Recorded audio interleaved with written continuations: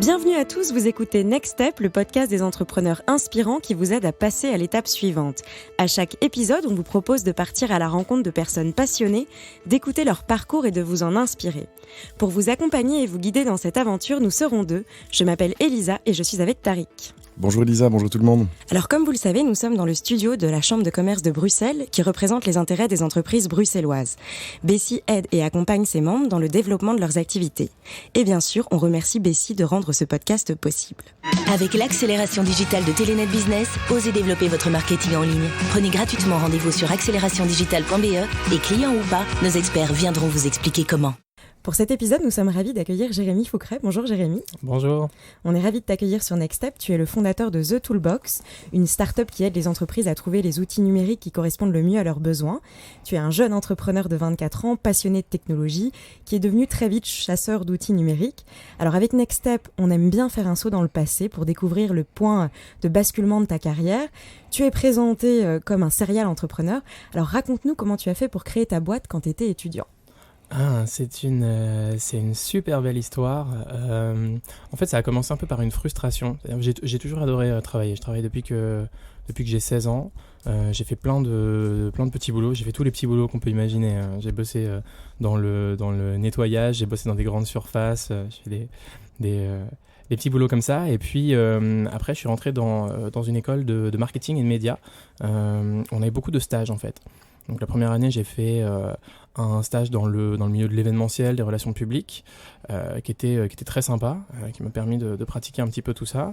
Et puis la deuxième année, j'ai fait un stage complètement différent, dans un milieu qui était le recrutement et plus particulièrement la chasse de tête. Donc, ça se rapproche déjà, c'est un milieu de chasseurs.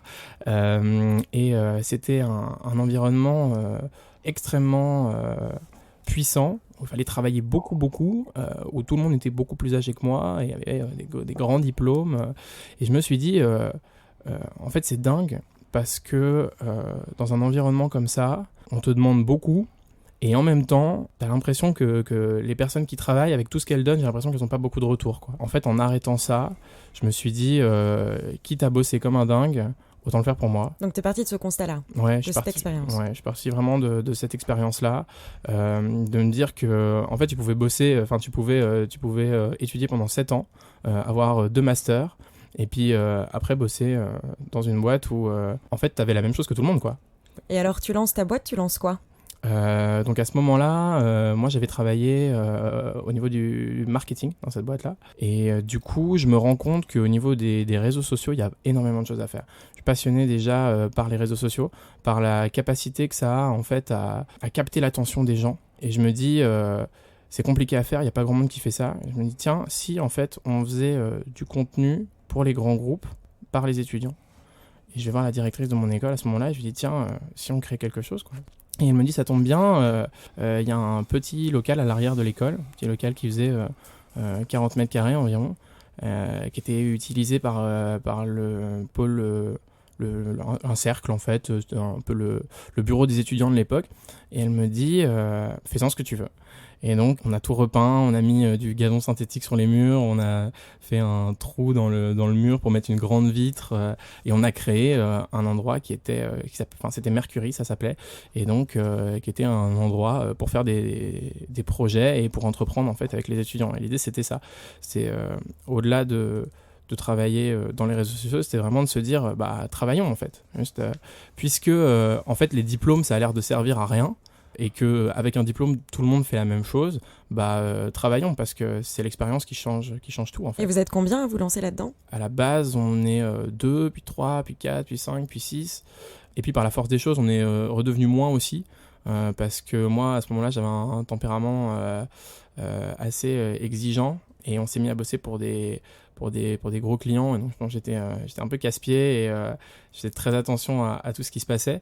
Et du coup, en fait, à la base, j'avais commencé à entreprendre plutôt avec les gens de mon année, et puis je me suis retrouvé à entreprendre plutôt en tant que manager avec des élèves plus jeunes, et donc à gérer des projets, alors qu'à la base, on travaillait plutôt ensemble sur des projets. Et là, ça a commencé à bien se passer, on a bossé pour des chouettes boîtes, on a bossé pour Guerlain, on a bossé pour Qatar Airways. Et comment vous avez réussi à les avoir, ces boîtes ? Comment vous avez... Parce qu'au départ, vous êtes quand même une bande d'étudiants dans un local qui est normalement le local d'un cercle, et vous arrivez à avoir Guerlain. Alors Garlin, c'était sur un petit projet, c'était sur de la vidéo. Et en fait, c'était un peu via. Donc c'est plutôt le bouche à oreille alors. Ouais, c'est ça. C'était plutôt du bouche à oreille. En fait, c'est pas vraiment du bouche à oreille, c'est plutôt du réseau, je pense. C'est le fait d'aller à gauche à droite, de rencontrer des gens, d'aller à des événements, et puis petit à petit, voilà, on discute. Et quand tu peux produire un service qui apporte beaucoup de valeur et qui coûte pas spécialement très cher, parce que toi, tu recherches plutôt de l'expérience, c'est intéressant. Et je pense que c'est quelque chose qui est aussi beaucoup plus possible en Belgique. En France, les stages sont rémunérés, c'est plus contrôlé. En Belgique, c'est plus libre. Et du coup, ouais, il y a tout ça qui est possible. Je pense que ce qui est bien en Belgique quand t'es un jeune étudiant, c'est que tu peux faire ce que tu veux. Si t'es prêt à travailler et à donner de ta personne, tu trouves très facilement des projets, des stages, des choses intéressantes à faire. Et du coup, ouais, ça s'est un peu fait via. Il y a aussi le pouvoir du réseau. Je suis dans une école qui s'appelle l'ECS, qui fait partie du groupe Media School. Donc où il y a beaucoup de stages et où tous les intervenants sont des professionnels. Et donc à partir de ce moment-là, qui dit professionnel, dit chaque professeur en fait te donne accès, un accès au monde du travail en fait, peut te donner accès à tout son réseau. Et donc il y avait un professeur en particulier qui avait un réseau assez impressionnant et qui nous a permis de rencontrer pas mal de clients. Et donc après, je crois que tu as créé d'autres boîtes, non ? Il y en a une autre après ? Ouais, alors bon... Et toujours étudiant ? Ouais, toujours étudiant. En fait, j'ai arrêté de travailler là-dessus parce qu'il y a une autre élève de l'école qui avait envie de reprendre un peu le flambeau. Et donc, je me disais que c'était intéressant parce que moi, je commençais à être un peu fatigué de travailler avec des étudiants. Parce que ça prend quand même beaucoup d'énergie. Il faut beaucoup repasser derrière. Et puis, il y a un gros boulot d'éducation. Et je me suis dit, l'éducation, ça peut se scaler un peu. Et donc, moi, j'ai préféré... en fait, j'ai eu l'occasion de donner des cours en même temps. C'est une histoire qui est un peu décousue. En fait, il s'est passé tellement de choses. Pour refaire un peu vite, si tu veux, j'ai commencé à entreprendre. J'ai en même temps commencé à donner des cours à l'école, des cours de design, des cours de présentation, etc. Et petit à petit, en fait, avec les projets, je me suis mis à faire beaucoup plus de design. J'ai commencé à étudier le design aussi, en faisant un master en ligne à l'université du Michigan. Du coup, je me suis aussi plus passionné pour l'éducation, plus pour les réseaux sociaux. Et donc, à un moment, on est arrivé à un moment où je me suis dit, ok, j'ai envie de monter une boîte sur les réseaux sociaux, en fait. J'ai envie de faire comprendre aux entreprises que produire du contenu pour les réseaux sociaux, c'est pas juste faire des vidéos, c'est pas juste un statut Facebook, c'est aussi une question de culture, c'est du contenu qui peut être produit par les gens à l'intérieur de l'entreprise et ça doit pas forcément coûter cher. Et en fait, c'est aussi une question d'outils. Et c'est là qu'est né. Donc tout est lié. Ouais, voilà. Tout est hyper lié. C'est un peu compliqué à expliquer, mais tout est hyper lié. J'ai pas l'impression d'avoir lancé 3 boîtes en fait. Ouais, et alors, ces boîtes-là, maintenant, tu ne les as plus, entre guillemets. Comment est-ce que ça s'est terminé, ces 2 expériences avant The Toolbox ? Alors, il y en a une que j'ai encore. Okay. Donc la première qui s'appelait Mercury, en effet, je l'ai plus parce qu'en fait, à l'époque, on avait monté la structure au sein de l'école. Donc c'est l'école qui a construit la structure qui existe toujours, avec laquelle les étudiants peuvent toujours entreprendre. Donc si aujourd'hui un étudiant de Media School a un projet, il peut facturer par l'école pour faire son projet. Donc parce qu'il y a une structure qui a été créée pour ça. Donc la structure existe encore, c'est plus moi qui la gère, mais la structure existe encore. La deuxième s'appelle Rising Lab et existe toujours. Tu la gères encore ? Ouais, okay. Je la gère encore. On s'en sert pour faire des missions de conseil. En fait, on s'en sert pour faire des choses qu'on aime faire et qui sont pas spécialement reliées à The Toolbox. L'élément vraiment important là-dedans, c'est que je considère pas le travail comme du travail. Ouais, en fait, je m'amuse. Je fais vraiment ce que j'aime. Je suis passionné par ce que je fais et c'est ça le driver de mes projets. Donc en fait, l'entreprise on l'a gardée parce que pour nous, elle est pratique. Elle s'appelle Rising Lab, qui est un nom qui est plutôt sympa pour ce qu'on en fait. Et voilà, c'est vraiment l'objet. Et à côté de ça, c'est vrai qu'on l'avait monté pour faire du conseil sur les réseaux sociaux, mais aujourd'hui, on fait plein d'autres trucs. On fait du conseil aux entreprises, on fait des ateliers, on fait des conférences. Et voilà, c'est un peu ça qui se passe. Et alors après, tu lances The Toolbox. Ouais. Est-ce qu'on peut dire que c'est finalement ta vraie première boîte ? Ouais, je pense, ouais. Et alors, là, ma question, elle est un peu double, dans le sens où, qu'est-ce que c'est The Toolbox ? Pourquoi tu la lances ? Et en quoi c'est différent de tes boîtes de quand tu étais étudiant ? J'imagine que tu as eu des leçons un peu de ces 2 expériences précédentes. Et comment est-ce que finalement, tu as mis à profit ces leçons ? Ok. Alors, en fait, The Toolbox... c'est vraiment niche pour le coup. Et là, on est parti du constat que on a toujours eu des outils, hein, mais qu'aujourd'hui, avec le changement qu'il y a, les gens ont du mal à accepter les outils qui sont ceux de l'ère dans laquelle on se trouve. C'est-à-dire que avant d'être dans une ère agricole, il fallait des outils pour travailler les champs. Et puis on est rentré dans une ère industrielle et il fallait des outils pour produire. Et donc on a créé les usines et on a créé tous ces process d'industrialisation, d'automatisation si on veut, mais pas informatique, donc là, c'est plutôt un peu de mécanique. Oui. Et aujourd'hui, en fait, il y a de plus en plus de choses qui sont possibles grâce aux logiciels qui sont créés et les gens n'ont juste pas conscience de ça. C'est-à-dire qu'on travaille en fait dans un monde digital avec encore beaucoup d'outils industriels. Et The Toolbox, c'est un peu notre manière à nous d'essayer de changer ça. Voilà. Et d'éduquer, c'est-à-dire de dire et en même temps il y a ça et en même temps vous allez les utiliser comme ça. C'est un peu deux choses aussi. Ouais, tout à fait. En fait, c'est de comprendre à quoi ils servent. Parce qu'on dit oui, il y a ça, mais c'est-à-dire que les objets, ils peuvent tous avoir plusieurs fonctions. C'est très intéressant. Parce que tu vois que y a un outil par exemple. Il y a moyen de détourner aussi. Il y a toujours moyen de détourner. Il y a toujours moyen de détourner l'usage des outils. Et c'est ça qui est très drôle, c'est de voir parfois comment, si tu vas en Afrique, tu te rends compte qu'une bouteille d'eau, elle peut avoir plein d'autres usages que juste de contenir de l'eau, d'acheter ça au supermarché, de la boire et de la jeter à la poubelle. Et parce que c'est du plastique.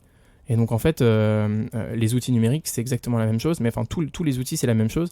Mais pour les outils numériques, il y a quelque chose d'encore plus puissant parce que maintenant, c'est un monde où tout est connectable et où en fait, tu peux faire absolument ce que tu veux. Et ce monde-là, il est un peu difficile d'accès pour des gens qui ont l'habitude de travailler avec des outils et de les utiliser pour une seule chose.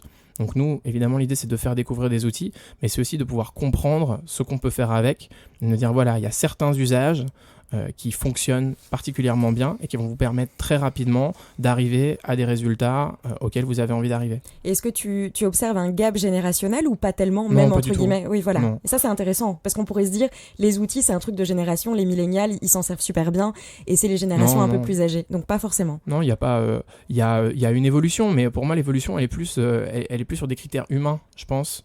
On change et à l'intérieur de nous, les jeunes sont pas forcément les mêmes que les vieux, pour dire ça comme ça. Je pense qu'en termes de conscience du monde, sur des problématiques comme le racisme par exemple, il y a moins de racisme chez les jeunes, il y a moins de racisme, je pense, chez les jeunes que chez les vieux. Ouais, ça, c'est des trucs qui sont en train de disparaître, parce qu'en fait, dans une culture globale, ça a moins lieu d'être parce qu'avant on était plus séparés chacun chez soi et qu'aujourd'hui comme on voit tout le monde tout le temps, forcément on a plus l'habitude de voir d'autres couleurs et ça nous dérange moins. Et pour, et pour le côté Next Step justement, quelles sont les leçons que tu as pu retenir des 2 premières boîtes que tu as mis entre guillemets en application dans The Toolbox? J'ai appris tellement de choses. Et le côté un peu conseil qu'on peut donner aux auditeurs de ton expérience de ces deux boîtes. De mon expérience. Oui. En fait, je pense que ça dépend un petit peu.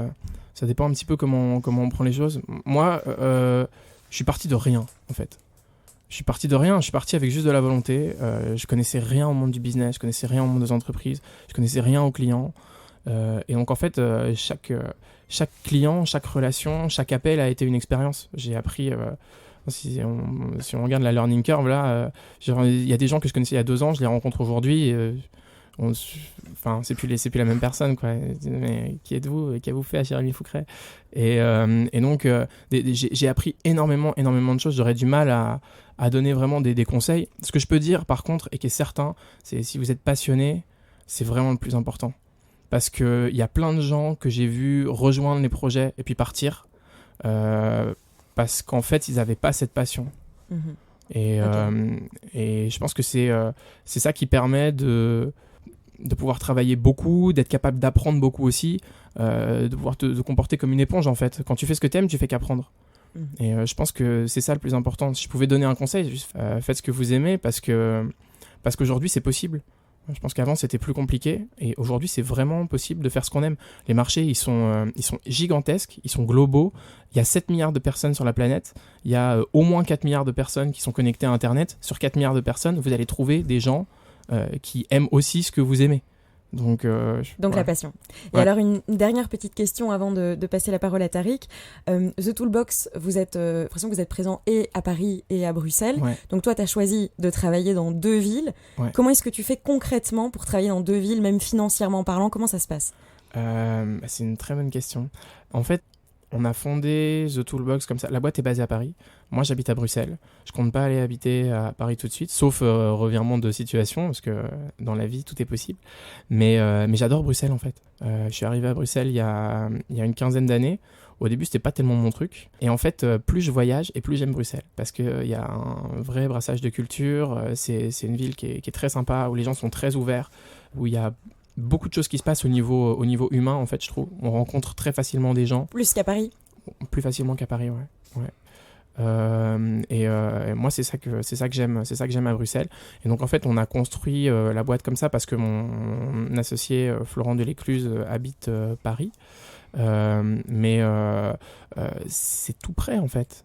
Donc quoi, tu prends le train tous les jours, tu dors à Paris, tu as un appart à Paris, comment est-ce que tu fais ? J'ai un appart à Bruxelles, j'ai plein d'amis à Paris, et puis il y a plein de solutions. Donc Airbnb, les canapés des copains ? Ouais, Airbnb, les canapés des copains, les hostels. En fait, je pense que quand tu as envie de faire quelque chose, il n'y a pas de problème. Il y a que des solutions, on trouve toujours quelque chose. Puis même une nuit, c'est juste une nuit, c'est juste quelques heures. Tu vois. Donc, et toi, c'est quelque chose qui te dérange pas du tout, au contraire ? Non, en fait, quand on a besoin d'aller à Paris, on va à Paris. Ce que je peux gérer depuis Bruxelles, je le gère depuis Bruxelles. Et puis après, tu vois, la semaine dernière, j'étais à Lyon. Hier, j'étais à Paris. Vendredi, samedi, je retourne à Paris. La semaine prochaine, je dois aussi repartir à l'étranger. Donc, en fait, ça se fait plutôt comme ça. Mais juste un truc pour Paris.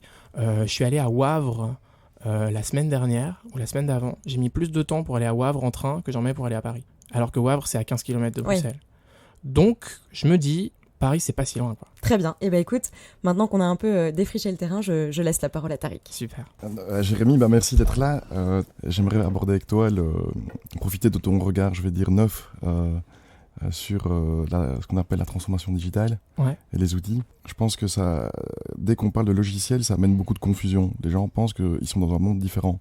Alors que le logiciel, il est au service d'un but, quoi. Alors, je voudrais juste faire une comparaison avec... Vous, c'est The Toolbox, c'est la boîte à outils de logiciel. Et tu trouves les bons outils, en gros. Ça, tout le monde peut comprendre. Mais quand tu installes les logiciels dans une entreprise, tu te retrouves très vite à... Mais pourquoi encore un logiciel ? Pourquoi est-ce qu'on a autant de logiciels ?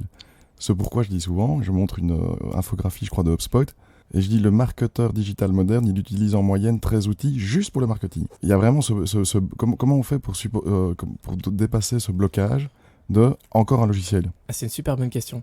En fait, je pense que il y a un point dans ce que tu dis qui est super important, c'est que le plus important au niveau des outils, c'est pas l'outil en lui-même, c'est ce qu'on en fait. Et donc, en effet, l'outil, il est au service d'un but, il est au service d'une vision. Nous, aujourd'hui, on utilise plein d'outils, mais il n'y a pas un outil qui est ultra puissant en soi. C'est ce qu'on en fait. Aujourd'hui, on travaille peut-être avec une dizaine d'outils au quotidien. Il y a des boîtes qui travaillent avec une vingtaine d'outils. Il y a des boîtes qui travaillent avec 1 ou 2 outils seulement, et ça leur suffit. Donc, je pense qu'il faut avoir un but, comme tu disais, et avoir une mission dans ton travail. Si tu sais exactement ce que tu fais, il va y avoir des outils aujourd'hui qui vont te permettre de faire ça plus vite et mieux. Et donc, techniquement, si tu es capable de faire ton travail plus vite et mieux, tu as plus de temps pour faire autre chose et tu te sens mieux dans ton boulot parce que tu es capable d'aller plus loin dans la mission, dans la vision de la boîte. Vas-y. Quand tu dis encore un logiciel, ça veut dire qu'il y a des logiciels que tu utilises qui ne sont pas utiles. Il y a déjà un travail à faire à ce niveau-là. De se dire, ok, on utilise des outils, apparemment, ces outils-là ne conviennent pas aux gens qui les utilisent. Donc, vous avez un problème humain dans la boîte. C'est pas un problème Exactement. digital. Et d'où tu arrives, parce que y a deux manières de le voir. C'est dire, l'outil, parfois, il est là pour te faire les choses de manière plus efficace, ou te faire des choses nouvelles. Et c'est un petit peu le faster horse de Ford. Okay. C'est dire, parfois, il y a certains outils qui vont améliorer l'efficacité, et il y en a d'autres qui vont t'aider à faire les choses complètement différemment. Tu vois, que ce soit en marketing, que ce soit en gestion de projet. Parfois, l'outil te permet d'avoir une approche complètement nouvelle.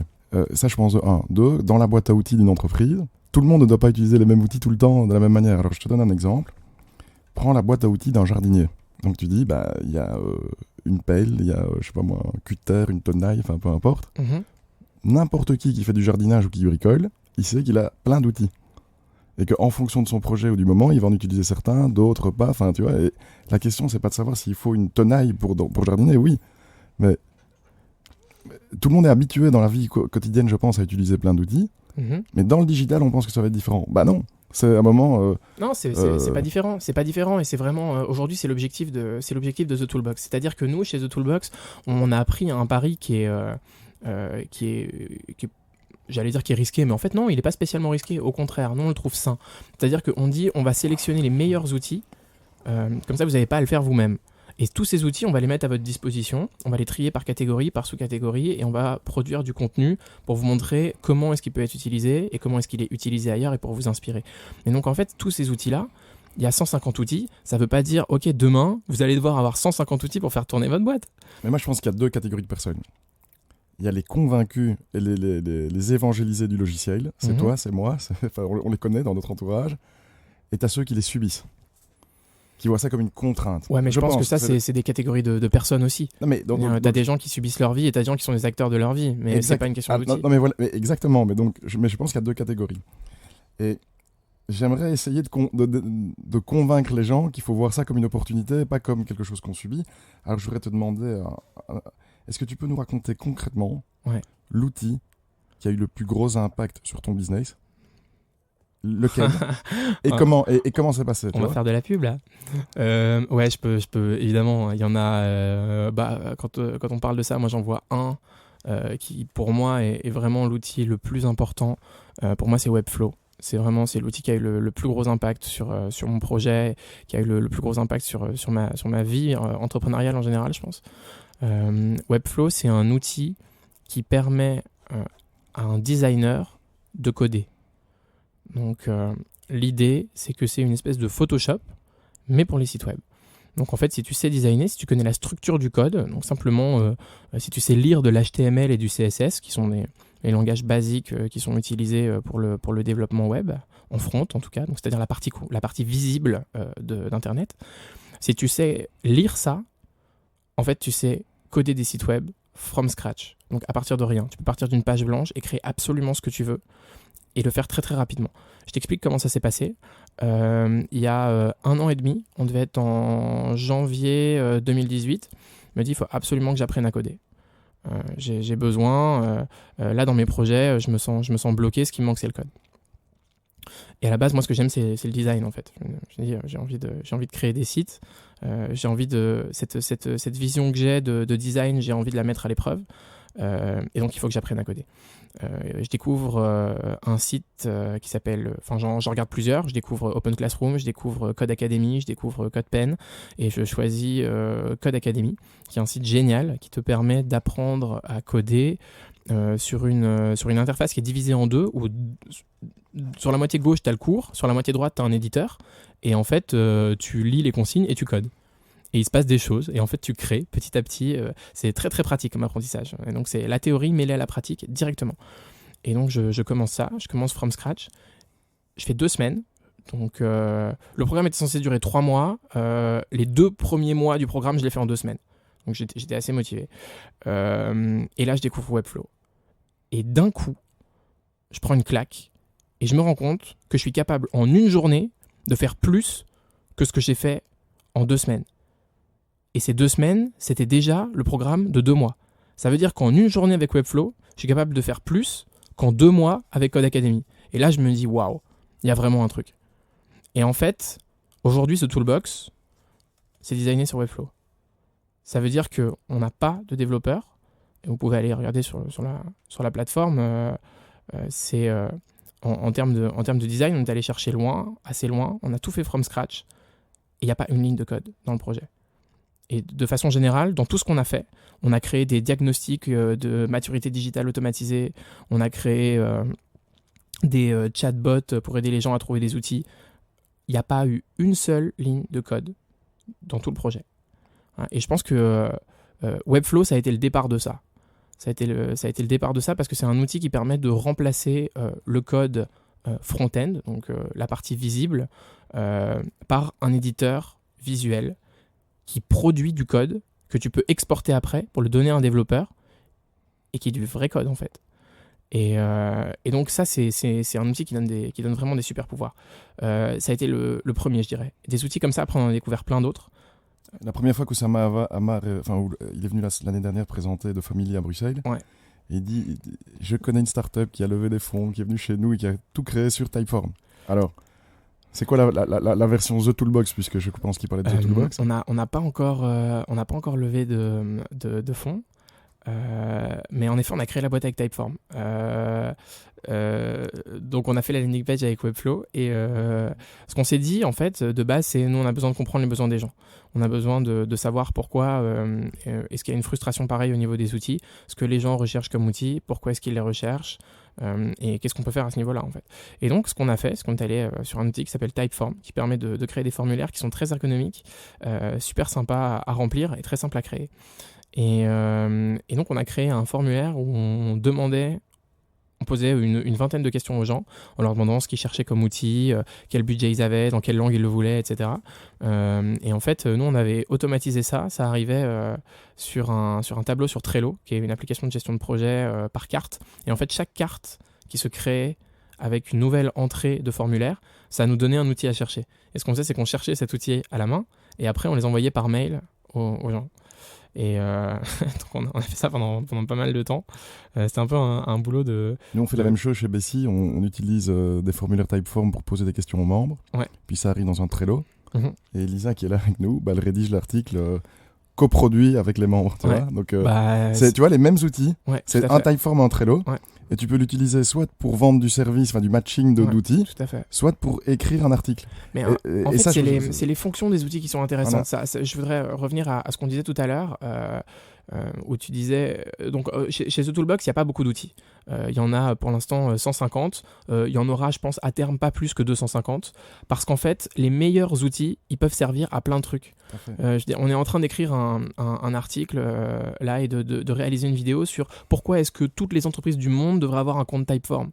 La question, c'est pas c'est Typeform ou c'est un outil. La question, c'est aujourd'hui, c'est super important d'être capable de poser des questions dans un langage sympathique, avec une expérience qui est sympathique, où tu vas pouvoir poser des questions à des gens parce que tu as besoin de données et de pouvoir ensuite exporter ces données dans n'importe quel autre type d'outil pour pouvoir les traiter. Continuer un processus, quoi. C'est ça. Et c'est vraiment ça l'idée. De la même manière que sur Webflow, c'est de dire on est tellement obligé d'itérer au niveau du graphisme, au niveau du design, et on doit tellement aller vite qu'aujourd'hui, coder en front, c'est désuet. Dire, demain, il n'y a plus personne qui code en front, il n'y a plus personne qui design en écrivant des lignes de code. C'est complètement fou de dessiner avec des chiffres et des lettres. Dire, tu dessines. Éventuellement, tu dessines en drag and dropant des carrés parce qu'ils ont des fonctions. Et en fait, c'est une structure. Mais le code en front-end, c'est terminé. Et en fait, c'est des fonctions comme ça. Où tu dis avec Typeform, c'est une manière différente de poser les questions. Slack, c'est une manière différente de communiquer. C'est une manière différente de recevoir des notifications. Et en fait, nous, c'est ça qu'on veut expliquer aux gens. C'est pas des outils. C'est des manières de travailler. Et c'est pour ça que nous, on dit aux gens, transformez votre façon de travailler. On dit, vous allez découvrir des outils qui vont vous permettre de transformer votre façon de travailler. Et c'est ça qui est intéressant. C'est-à-dire, dans votre entreprise, vous avez un objectif. Et ça peut être n'importe quoi. Hein. Tu peux vendre des vases, tu peux être coiffeur, tu peux avoir une entreprise de service. La question, c'est comment est-ce que tu vas faire pour faire ça le mieux possible? C'est ça la seule question. Très bien. Écoute, je crois qu'on nous arrête. On pourrait continuer pendant 2 heures. D'ailleurs, peut-être qu'il faut... faire un épisode spécial outils. Oui, peut-être, je crois. Donc on va conclure. Et pour conclure, on a décidé de te poser quelques petites questions courtes. Alors tu ne dois surtout pas réfléchir et répondre le plus brièvement possible. Ça va être compliqué. Alors un conseil que tu aurais aimé qu'on te donne? Un conseil que j'aurais aimé qu'on me donne, te prends pas la tête. Le cliché qu'il faut oublier à jamais sur la vie des entrepreneurs. C'est facile. Une mauvaise habitude dont tu aimerais te débarrasser? Dormir tard. Le livre que tu aurais aimé écrire? Le Petit Prince. Bon, c'est très bien. On finit sur Saint-Exupéry. Voilà, c'est la fin de ce podcast. Merci pour votre écoute. On espère vous avoir inspiré. Merci Jérémy, merci Tariq. Merci à vous. N'hésitez pas à commenter, à nous donner votre avis. On se retrouve très vite pour un prochain épisode. Merci.